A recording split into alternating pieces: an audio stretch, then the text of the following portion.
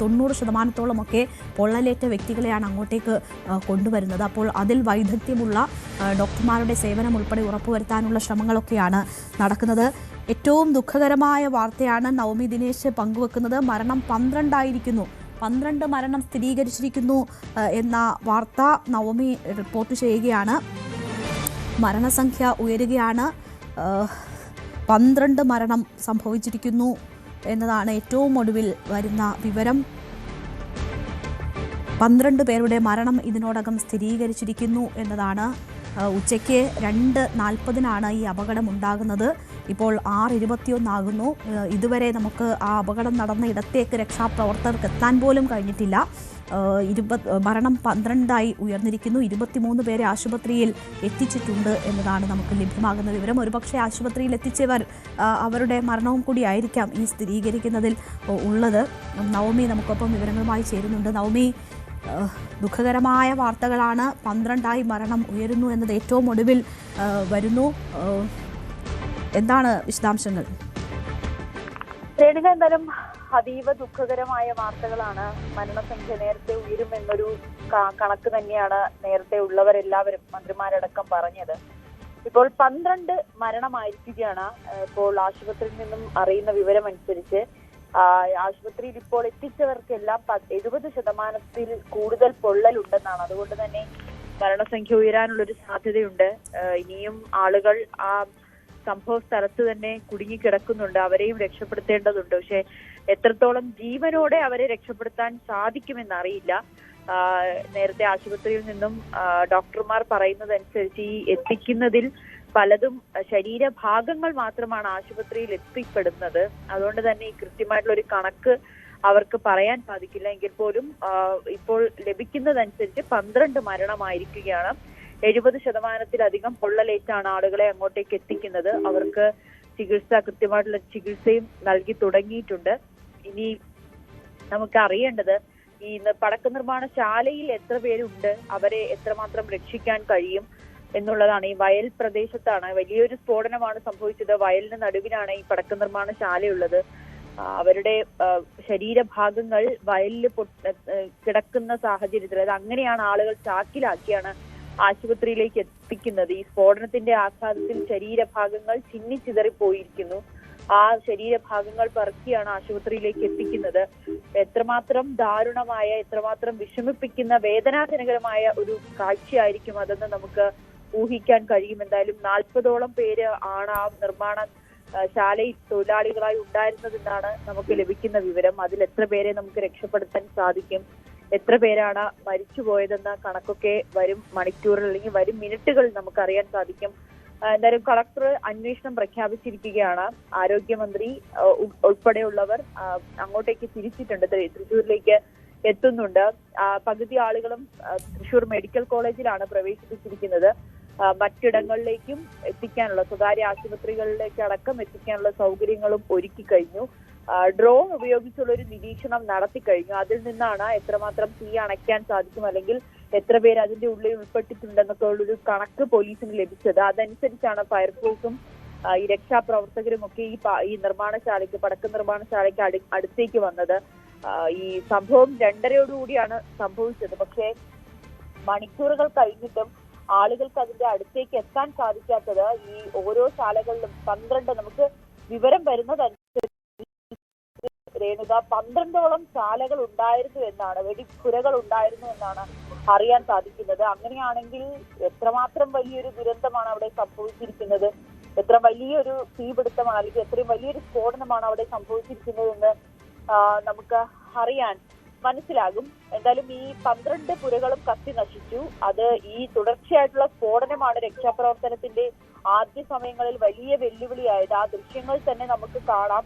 എത്രമാത്രം ഉപകരണങ്ങളാണ്, അല്ലെങ്കിൽ ഈ പടക്കങ്ങളും അല്ലെങ്കിൽ വലിയ വലിയ ഉപകരണങ്ങളാണ് അവരവിടെ അമിട്ടടക്കമുള്ള വലിയ വസ്തുക്കളാണ് അവർ നിർമ്മിച്ചുകൊണ്ടിരുന്നത്. ശരി, വിവരങ്ങൾ ശേഖരിക്കൂ നവമി. നമുക്കറിയാം വലിയൊരു അപകടമാണ് ഉണ്ടായിരിക്കുന്നത്. 12 വെടിക്കെട്ട് പുരകൾ ഉണ്ടായിരുന്നു അവിടെ എന്നതിൻ്റെ വിവരമാണ് ഏറ്റവും ഒടുവിൽ പുറത്തു വരുന്നത്. നേരത്തെ വരെ നമുക്ക് മനസ്സിലാക്കാൻ കഴിഞ്ഞിരുന്നത് 5 വെടിക്കെട്ട് പുരകൾ എന്നായിരുന്നു. അപ്പോൾ 12ഓളം വെടിക്കെട്ട് പുരകൾ. അവിടെയൊക്കെ ഈ പൂരം അടുത്തു വരുന്നു. 24-നാണ് പൂരം. അപ്പോൾ അതിനു വേണ്ടിയുള്ള സാമ്പിൾ വെടിക്കെട്ടിനുള്ള കാര്യങ്ങളൊക്കെ എത്തിച്ചു കഴിഞ്ഞിരുന്നു എന്നതാണ് പറയുന്നത്. അപ്പോൾ സാമ്പിൾ വെടിക്കെട്ടിൻ്റെ പണികളെല്ലാം പൂർത്തിയാക്കിയിരുന്നു എന്ന് ആ തൊഴിലാളി നമ്മളോട് നേരത്തെ പറഞ്ഞിട്ടുണ്ട്. അപ്പോൾ പൂരത്തിന് വേണ്ടിയുള്ള തയ്യാറെടുപ്പുകളാണ് ഇപ്പോൾ നടന്നത് എന്നതാണ് മനസ്സിലാക്കുന്നത്. അങ്ങനെ 12 വെടിക്കെട്ട് പുരകളിലും നിറയെ തൊഴിലാളികൾ ഈ പണികളിൽ ഏർപ്പെട്ടുകൊണ്ടിരിക്കുകയായിരുന്നു. നമ്മൾക്ക് കാണാം ഓരോ വെടിക്കെട്ട് പുരയിലും 5-ലധികമൊക്കെ ജീവനക്കാരെ നമുക്ക് കാണാം. അപ്പോൾ എന്താണ് ഇതിൻ്റെ ഒരു റിയാലിറ്റി എന്നത് നമ്മൾ ഇനിയും കാത്തിരുന്ന് മാത്രമേ മനസ്സിലാക്കാൻ കഴിയുകയുള്ളൂ. എത്ര തൊഴിലാളികൾ അവിടെ ഉണ്ടായിരുന്നു എന്ന കാര്യത്തിൽ പോലും കൃത്യമായ ഒരു എണ്ണം ഇല്ല. ഇപ്പോഴും രക്ഷാപ്രവർത്തനത്തിൽ ഏർപ്പെട്ടിരിക്കുന്നവർക്ക്, അഗ്നിശമന സേന അംഗങ്ങൾക്ക് ആ അപകടം നടന്ന ഇടത്തേക്ക് പൂർണ്ണമായും എത്താൻ കഴിഞ്ഞിട്ടില്ല.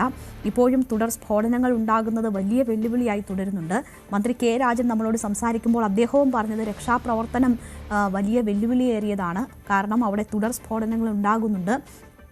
ഈ ഘട്ടത്തിൽ അവിടേക്ക് കടക്കുന്നത് കാഷ്വാലിറ്റി കൂട്ടാനേ ഉപകരിക്കുകയുള്ളൂ. അതുകൊണ്ട് തന്നെ ഈ രക്ഷാപ്രവർത്തകർ അങ്ങോട്ടേക്ക് കടക്കരുത് എന്ന കർശന നിർദ്ദേശം കൊടുത്തിരിക്കുകയായിരുന്നു. നമുക്ക് ദൃശ്യങ്ങളിൽ കാണാം, നാട്ടുകാരുൾപ്പെടെ ഈ രക്ഷാദൗത്യത്തിൻ്റെ ഭാഗമാകുന്നുണ്ട്. പക്ഷേ ആ നിയന്ത്രണങ്ങൾക്കുള്ളിൽ നിന്നുകൊണ്ടുള്ള ഇടപെടലാണ് അവർ നടത്തുന്നത്. ചിന്നിച്ചിതറിയ ശരീരഭാഗങ്ങൾ വളരെ ദൂരേക്കൊക്കെ തെറിച്ച് വീണിട്ടുണ്ട്. ആ പാടത്തിൻ്റെ പല ഭാഗങ്ങളിലായി ചിന്നിച്ചിതറിയ മനുഷ്യ ശരീരങ്ങൾ കൂട്ടിപ്പറക്കുന്ന മനുഷ്യരെയാണ് നമ്മൾ കാണുന്നത്.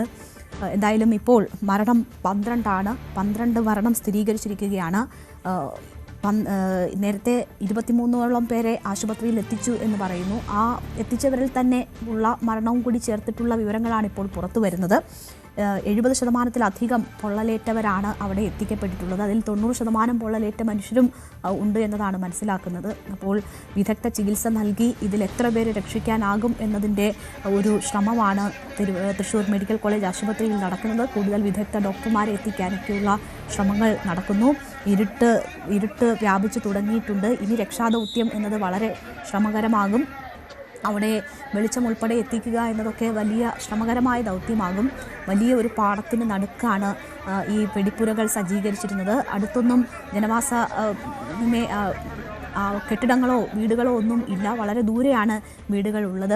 അപ്പോൾ അങ്ങനെ ഒഴിഞ്ഞ ഒരു പാടത്തിന് നടുക്കാണ് ഈ വെടിപ്പുരകളൊക്കെ സജ്ജമാക്കിയിരുന്നത്. അവിടെ രാത്രി തെരച്ചിൽ ഒക്കെ എത്രമാത്രം സാധ്യമാകും, അതിനുള്ള സംവിധാനങ്ങൾ ഒരുക്കുക ഒക്കെ എത്രമാത്രം ശ്രമകരമാണ് എന്ന് നമ്മൾ കാത്തിരുന്ന് തന്നെ കാണേണ്ടുന്നതാണ്. എന്തായാലും യന്ത്ര സാമഗ്രികൾ എത്തിച്ചുകൊണ്ടുള്ള തെരച്ചിലിനുള്ള ശ്രമങ്ങളൊക്കെ ഇതിനോടകം തന്നെ തുടങ്ങിക്കഴിഞ്ഞിട്ടുണ്ട്. എറണാകുളത്ത് നിന്ന് റോബോട്ടിക് സാങ്കേതിക വിദ്യ ഒക്കെ എത്തിച്ചുകൊണ്ടുള്ള തെരച്ചിലിനുള്ള ശ്രമങ്ങളാണ് നടക്കുന്നത്. അപ്പോൾ രാത്രി രക്ഷാദൗത്യം തുടരും എന്നതാണ് നമുക്ക് മനസ്സിലാക്കാൻ കഴിയുന്നത്. ഇപ്പോഴും തുടർ സ്ഫോടനങ്ങൾ ഉണ്ടാകുന്നത് വലിയ വെല്ലുവിളി ഉയർത്തുന്നുണ്ട്. അപ്പോൾ രക്ഷാദൗത്യം രാത്രിയും തുടരേണ്ടി വരുന്ന ഒരു സാഹചര്യമാണുള്ളത്. ഇവിടെ പലയിടത്തും ഇപ്പോൾ വേനൽ മഴ ലഭിക്കുന്നുണ്ട്. തിരുവനന്തപുരത്തൊക്കെ പലയിടങ്ങളിലും മഴ ലഭിക്കുന്നുണ്ട് എന്നതാണ് മനസ്സിലാകുന്നത്. ഒരു പക്ഷേ മഴ പെയ്താൽ അനുഗ്രഹമാകുമോ, ഈ തീയണയ്ക്കുന്നതിനത് സഹായകമാകുമോ എന്നറിയില്ല. എന്തായാലും ഇതുവരെ ആ തീ അണയ്ക്കാൻ പോലും നമുക്ക് കഴിഞ്ഞിട്ടില്ല. അവിടെ പലയിടങ്ങളിലും തുടർ സ്ഫോടനങ്ങൾ ഉണ്ടാകുന്നു. അത് രക്ഷാദൗത്യത്തിന് പോലും വലിയ വെല്ലുവിളിയാകുന്ന സാഹചര്യമാണ്. തൃശ്ശൂർ പൂരത്തിൻ്റെ വലിയ ഒരുക്കങ്ങൾക്കിടെയാണ് ഈ ദാരുണമായ ഒരു സംഭവം ഉണ്ടാകുന്നത്. ഇപ്പോൾ 12 പേരുടെ മരണം സ്ഥിരീകരിച്ചിരിക്കുകയാണ്. 5 പേരുടെ നില ഗുരുതരമാണ് എന്ന വിവരങ്ങൾ കൂടിയുണ്ട്.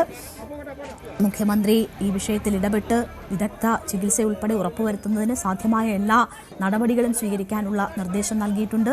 മന്ത്രി കെ രാജൻ സംഭവസ്ഥലത്തേക്ക് പുറപ്പെട്ടിട്ടുണ്ട്. ആരോഗ്യമന്ത്രി വീണ ജോർജും സംഭവസ്ഥലത്തേക്ക് പുറപ്പെട്ടിട്ടുണ്ട്. DGP റവാഡ ചന്ദ്രശേഖർ ഉൾപ്പെടെയുള്ളവർ ഉടൻ അവിടെ എത്തും എന്നതാണ് പ്രതീക്ഷിക്കുന്നത്. വലിയ രീതിയിൽ ഈ രക്ഷാദൗത്യത്തിനൊക്കെയുള്ള ഏകോപനവും ക്രമീകരണവും ഒക്കെ ഒരുക്കിയിട്ടുണ്ട്.